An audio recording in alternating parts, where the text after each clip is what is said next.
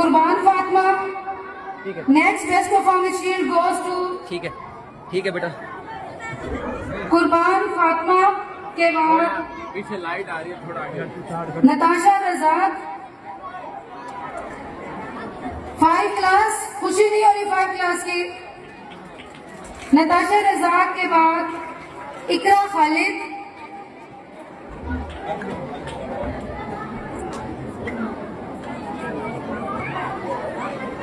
सामने साथ जी बेटा।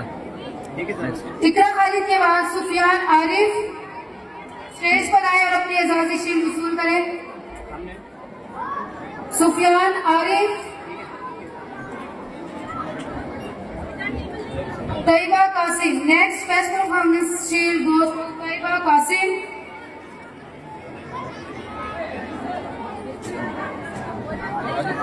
सुफियान आरिफ।